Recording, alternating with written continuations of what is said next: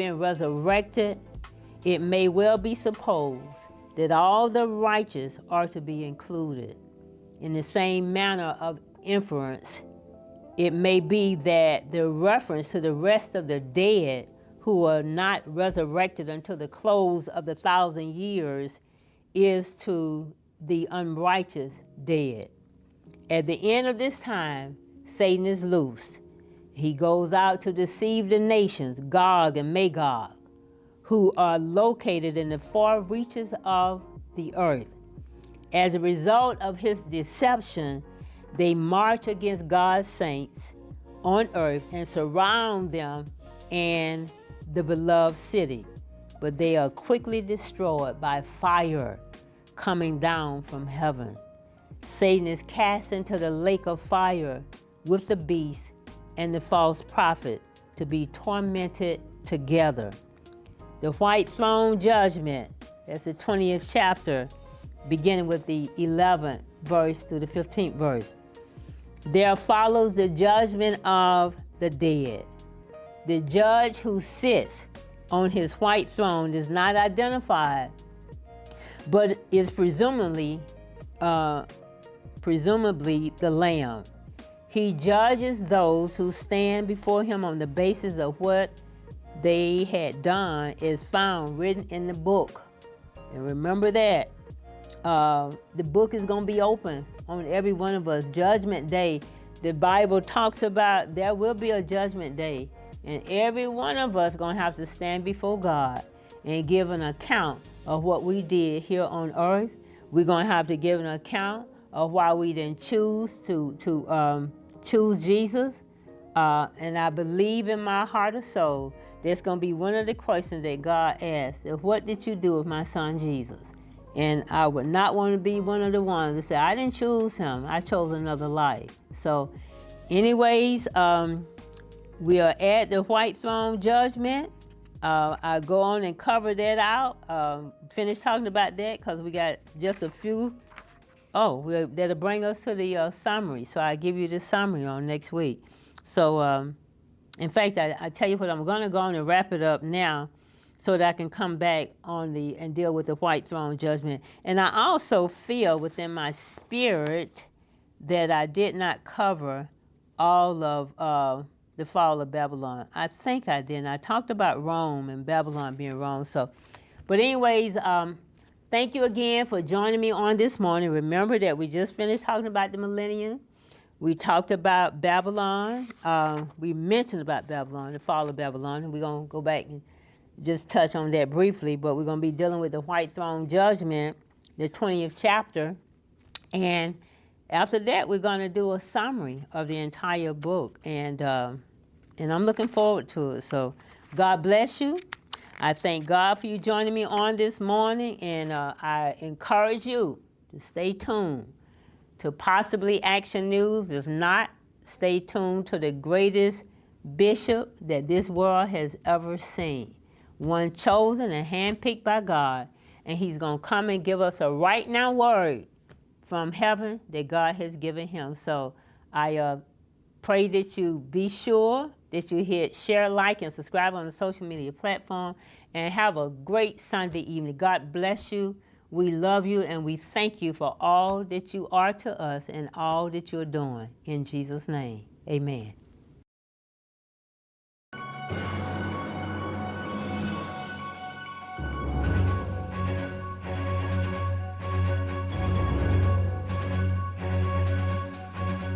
Welcome to Word in Action. We're certainly delighted that you joined us on today because we know God has a special action word just for you. Let me start out by thanking God for the Word in Action Church, its members, and of course, the partners of the ministry.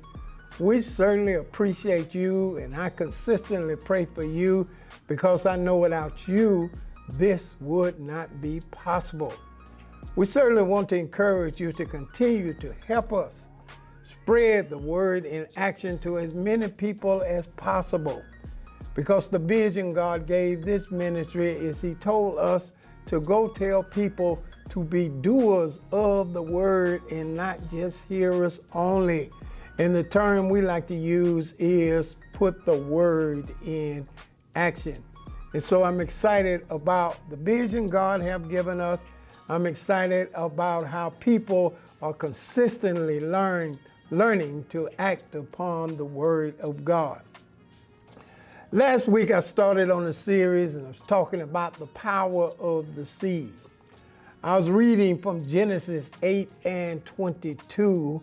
And of course, those of you that are viewing us on today, or if you view it sometime later, then I want you to make sure that you go to this particular text in Genesis. It is a very powerful text, and you need it because it applies to every area of your life. In Genesis 8 and 22, God said to Noah, while the earth remaineth, seed at seed time and harvest, and cold and heat, and summer and winter, and day and night shall not cease. Now, let's understand this particular text. God had just destroyed the world because of the wickedness of mankind. Noah and his family were one of the few that were left after the great flood came upon the earth. And God had put Noah and his family in an ark, and they were protected from the flood. And of course, their job was to begin to replenish the earth. So when he comes out of the ark, God gives him a very basic law. He says to him that as long as the earth remains, seed time and harvest.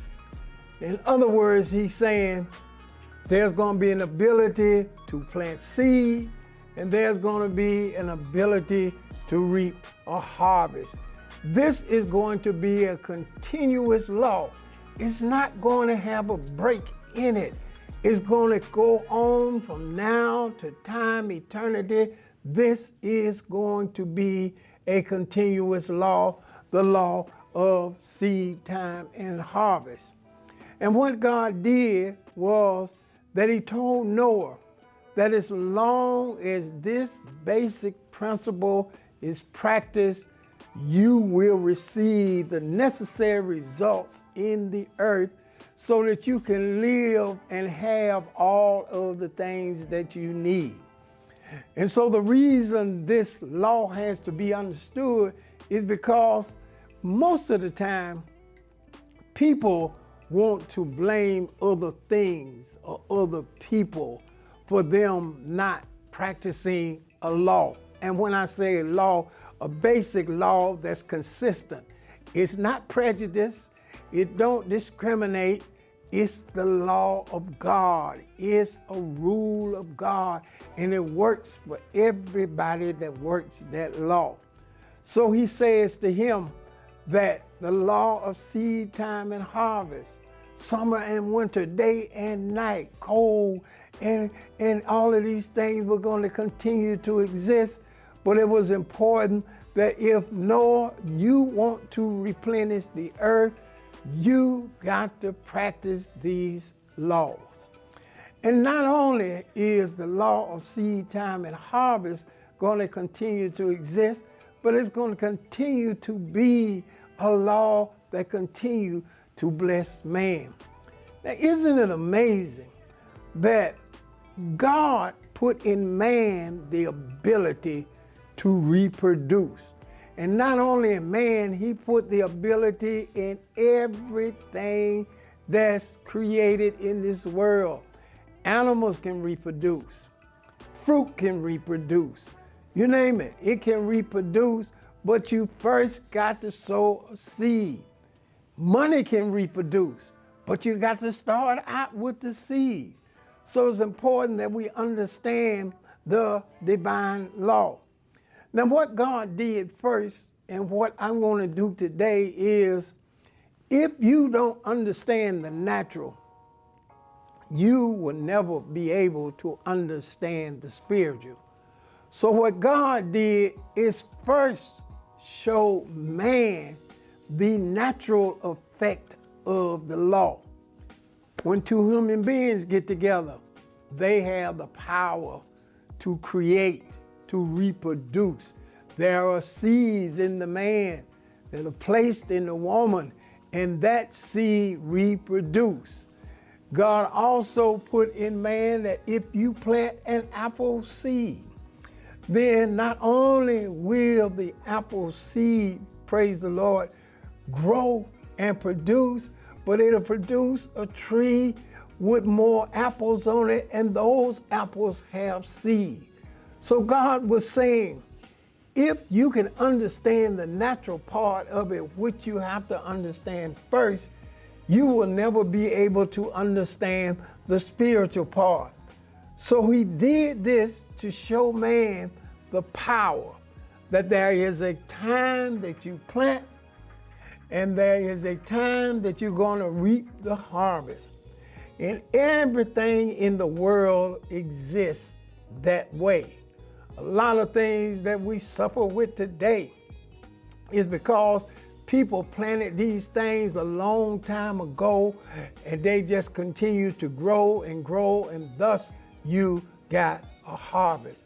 So God wanted us to understand naturally that the law of seed time and harvest, it exists, it does not stop, it continues to go on from now in time and eternity. So we must understand that. So here's what he do. He teaches us by viewing in the natural. How do lions reproduce from other lions? How do flowers reproduce from other flowers having seed in it? Everything that exists has to adhere to this law. So what God was saying, if you want to harvest, you got to plant a seed. And we have so many people that want to harvest but don't want to plant the seed. Isn't it amazing in the natural? Anything you want, you first got to plant a seed. Does not matter what it is. If you want good health, you got to first do healthy things. You got to first plant a seed or something that's consistent with you maintaining good health.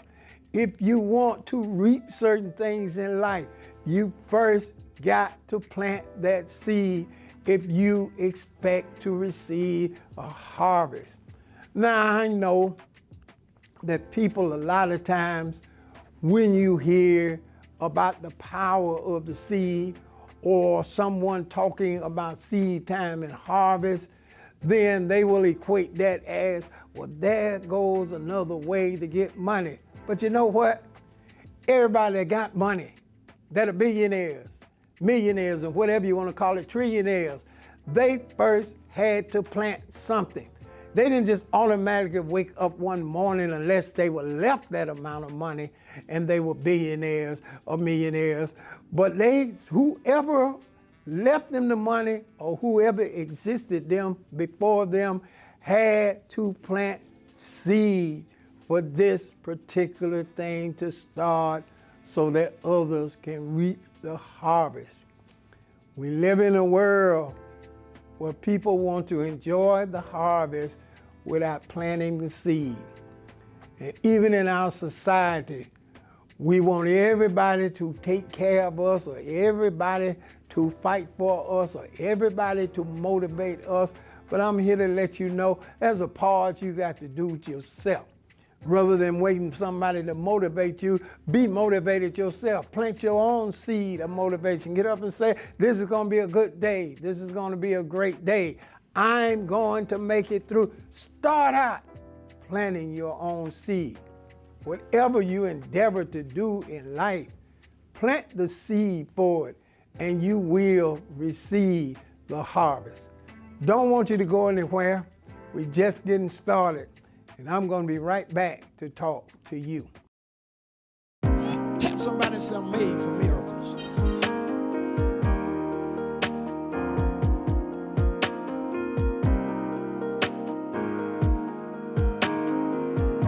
You know why God allowed things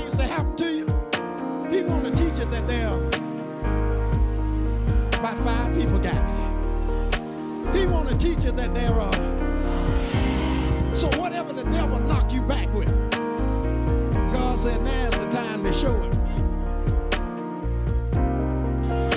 that he can't keep me there. Y'all ain't talking. Now is the time to let the devil know. Greater is he that is in me than he that is in the world. I left off talking about the harvest. Did you not know God has placed in every living thing the power to be fruitful and multiply? Because within us there are seeds. And once those seeds are planted, they will begin to multiply. Now, let's talk about the natural. This law has a natural meaning, and this law has a spiritual meaning. And I want to start talking about the natural meaning first. The Bible lets us know it's very difficult to get somebody to understand the spiritual if they cannot understand the natural. So God allowed natural things concerning this law to exist to just give you a snapshot of how more powerful the spiritual sowing and reaping is. Somebody said, well, how do you define spiritual sowing and reaping? Well, simply this. How do you define that there is a spirit within all of us that calls us to exist, to live, to be able to do things each and every day? How can you explain when a seed is sown into a woman and from the father, and then a baby is born, and the baby lives inside the mother until it is time for it to be conceived? And the minute the baby is conceived, it comes and it takes on the life that's in it. And it is amazing how that process exists. I said this years ago. When you see a child born, you get a whole nother appreciation of the power of God. It is one of the most awesome things that you'll ever see in your life. Now, God is saying the natural things that exist is just a snapshot of how powerful the Spirit is. But if you don't understand that natural law, you'll never be able to practice the spiritual law. In the natural, we plant something in the ground, we do the right thing to it, it's going to bring us a harvest. In the natural, whatever you sow, you're going to reap. When you do it, it's going to happen every single time. If you sow evil things, then evil things are going to manifest in your life. But however, if you sow the things of God, God is going to cause those to exist in your life. So we got a Bible full of how God took one man in one moment and he caused millions of people to exist on the earth today. That they continue to multiply, they continue to grow, because the power of the seed is when you plant it, it's going to give you a harvest. Now, notice, if you don't plant it, it will not give you a harvest. So how many people exist that don't want to plant anything, but want to reap everything? And a lot of times you see that in life. People want to reap something, but they don't want to sacrifice anything. They don't want to plant anything. They just want everything to be easy and set for them, but they don't want to plant a seed. But I want to assure you, the law of God is unchangeable. It does not bend and break because we want to change it. It is unbending and unchanging. because God set it in motion. And when he set it in motion, we can try to tinker with it, but the bottom line, the law stays consistent. So if you want to do anything in your life, first you got to understand that there's a seed you have to plant. And once you plant the seed, water the seed, take care of the seed, you will reap the harvest. You want to start a business, or you want to do anything great, you have first got to plant the seed before it. And you know, the amazing thing is, when you look at it that way, you'll understand that these tall trees were in a seed. It's just that when the seed was planted, we had big tall trees grow up out of the ground. Now, where did the tall trees come from? They were in the seed, but somebody planted it. And the result, an entire group of trees are now growing with seeds on it. This is the amazing thing that God is saying. If you can see that in the natural, if you can witness in the natural how things multiply and grow after a seed is planted, then he say, when you get into the spiritual, you'll begin to understand that even more can happen based on just what you've seen. God is saying even more than that can happen in your life if you practice this divine law. You know, in this text, we never hear anybody arguing about day and night, summer and winter. We don't hear anybody have any problem with day and night. Nobody's getting up saying, well, day and night is wrong. That ain't supposed to happen. That's a man-made idea. Day and night gonna happen regardless of what's going on. Man cannot control day and night, but you never hear anybody argue about day and night, summer and winter. If I went around teaching on just day and night, a lot of people wouldn't have any problem with it. Or if I went around teaching about summer and winter, people wouldn't have a problem with it. It's just that when you talk about planting the seed and reaping the harvest, that's where the devil wants us as human beings to have the problem. We think that we don't have to do that and we can reap everything. Not happening. Law is not going to change.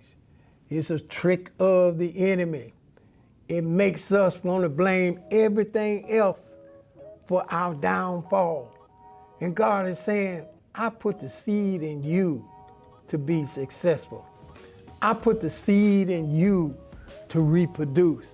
I put the seed in you that can get you back up when you're knocked down. I put the seed in you that can take you to do impossible things in your life and in the world. It all resides in us. There's such a multitude of gifts and talents in any one human being.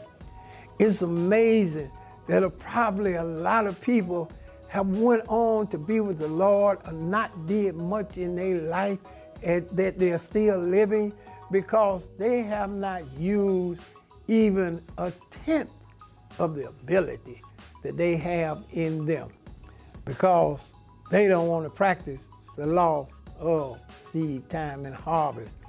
But I want to challenge you on today. There are bigger and better things in store for us because within us, seed time and harvest exists. God gives everything the ability to recreate itself. Every seed produces after its own kind. Apple seeds do not grow oranges. It grows apples. It don't grow anything else. Oranges grow oranges. It doesn't grow anything else. So the power to recreate is within itself. You know, dogs reproduce dogs, and so on and so on. So God has given us that ability. And not only us, He's spoken it out into the world. Wherever you plant seed, it's going to reproduce itself. You sow money.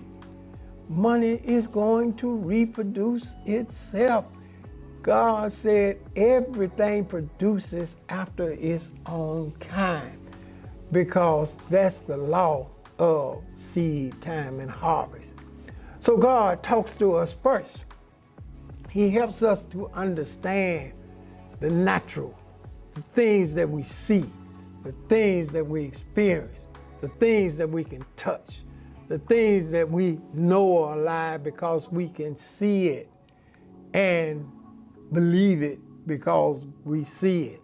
Now, a lot of people say, I believe it when I see it. But the bottom line is, you don't have to believe it when you see it.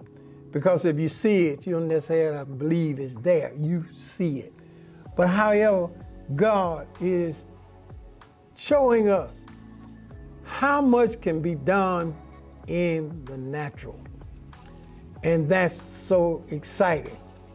But however, here is where the strength of this law comes. There is a natural way of doing things, but there is a spiritual way also.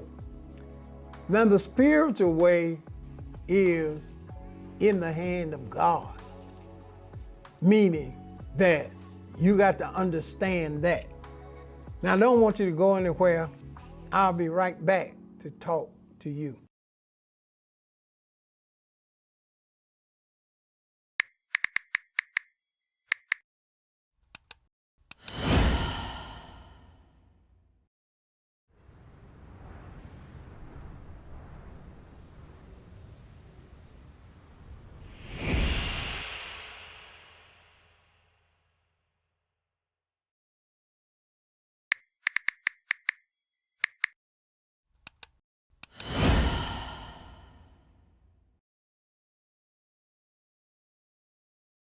I left out the spiritual way.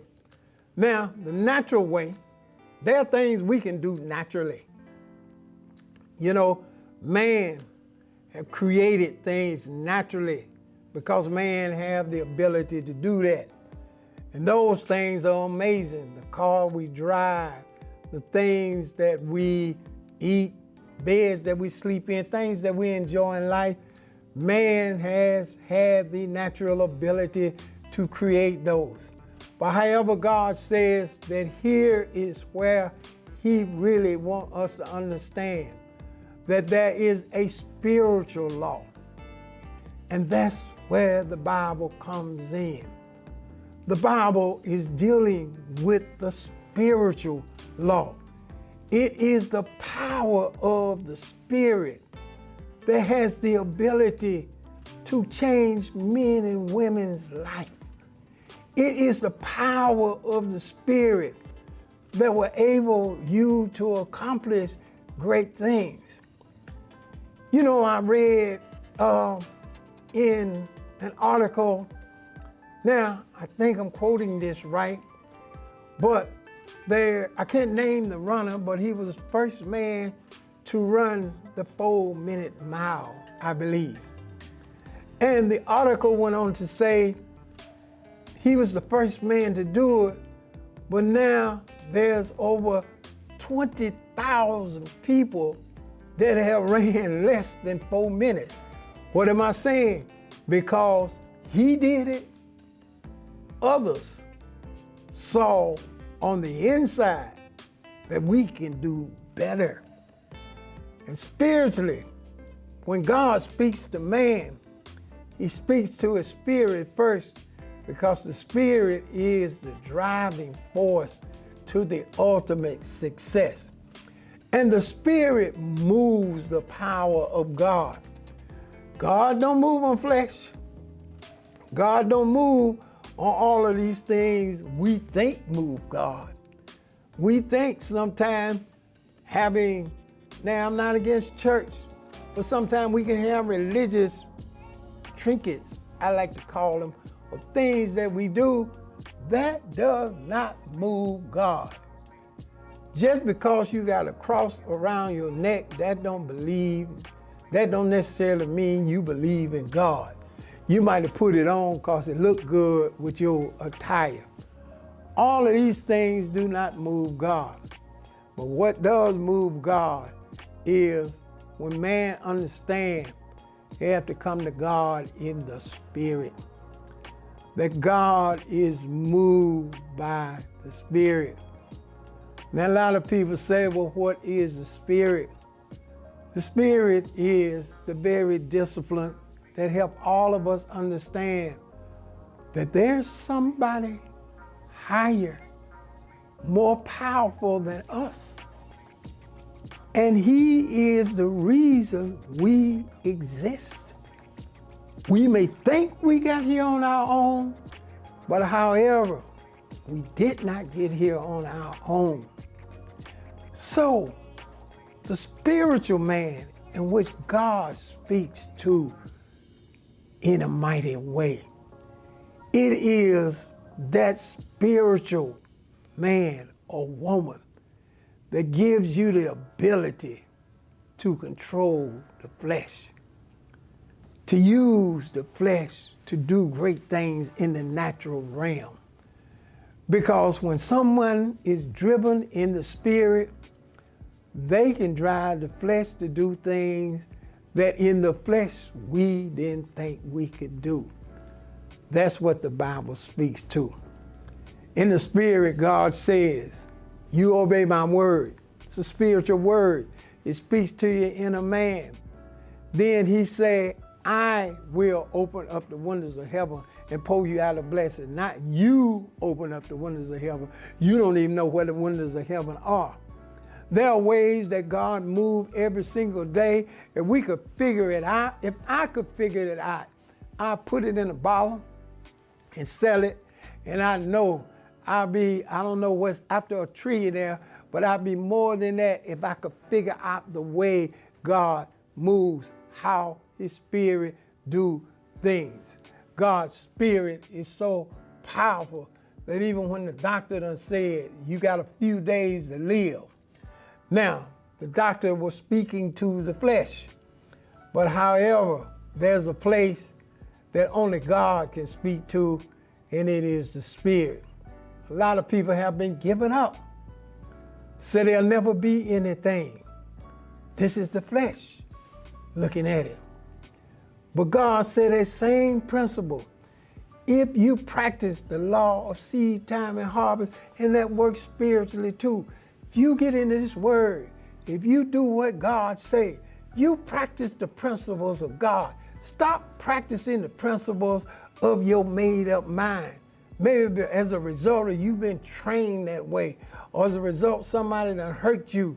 And so you come around, you just feel like you got to protect yourself with your flesh all of the time. But I'm here to let you know, when you learn about the spiritual law of sowing and reaping, that's when you become supernatural.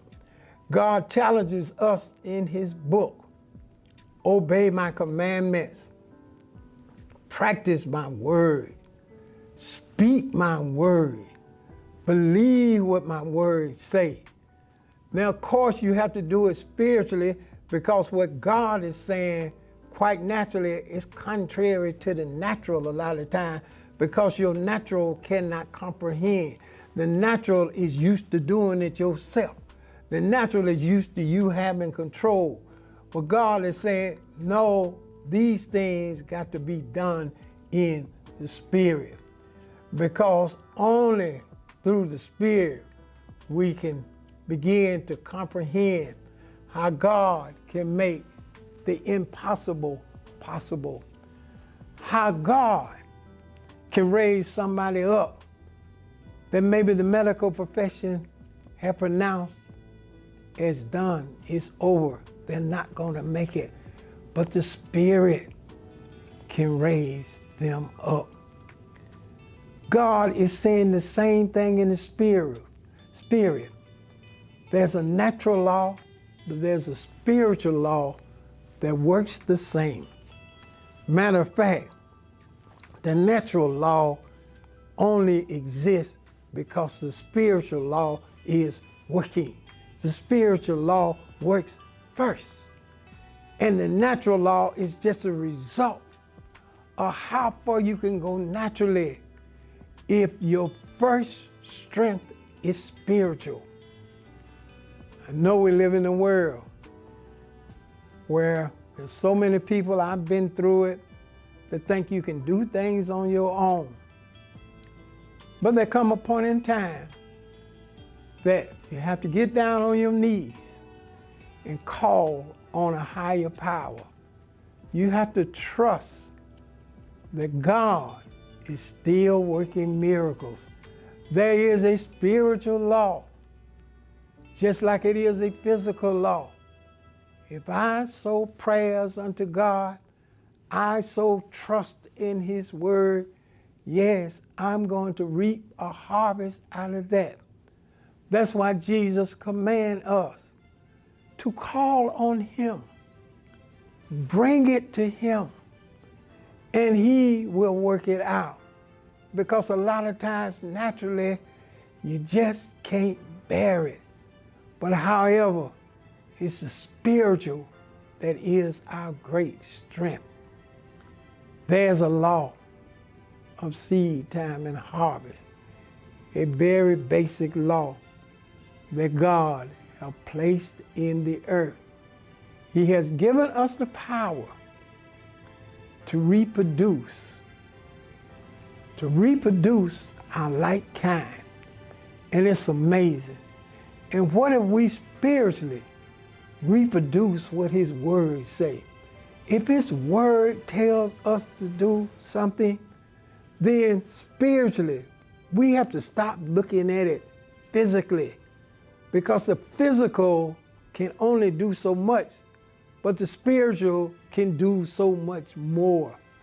That's why if it comes to giving or sowing unto the Lord, well, I'm only going to sow so much because this all I can afford.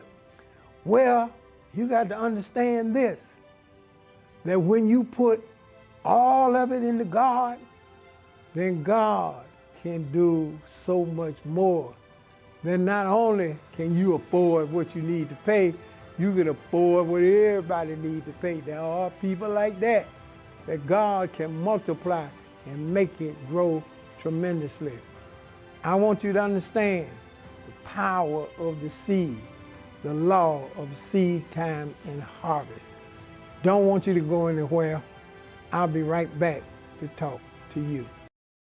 Got to be lions.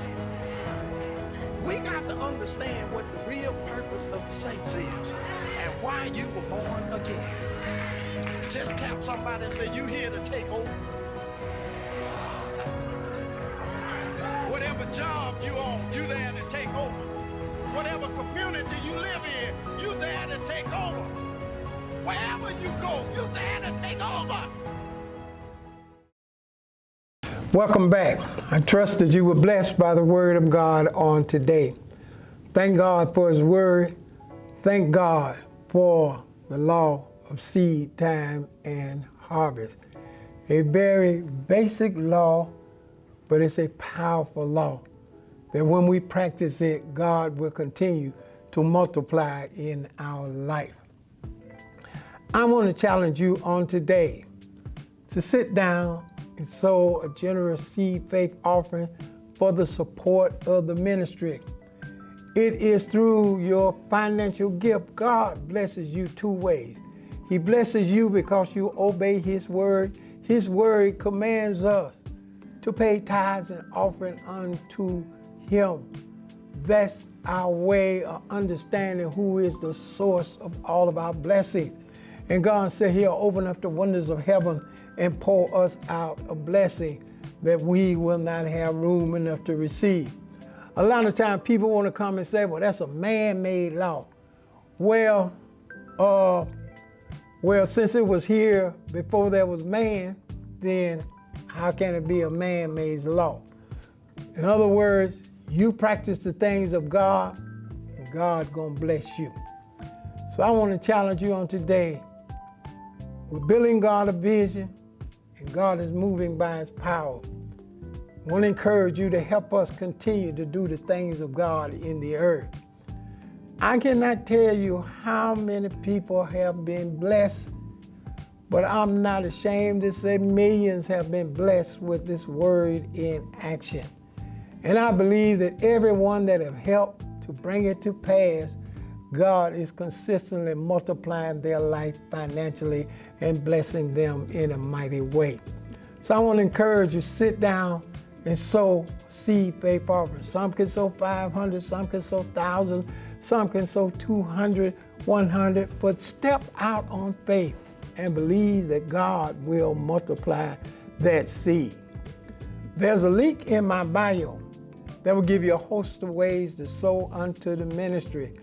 And certainly I know that you are going to do that on today and watch God multiply you financially, that he's going to open up doors that you never thought you would see open up for you. So I certainly want to encourage you to sit down and do it on today. Once again, there's a link in my bio. Give you a host of ways to give unto the ministry. Well, the Lord bless you. I've certainly enjoyed sharing with you on today. And as I do each and every week, I want to encourage you. Share the word with a friend and keep the word in action.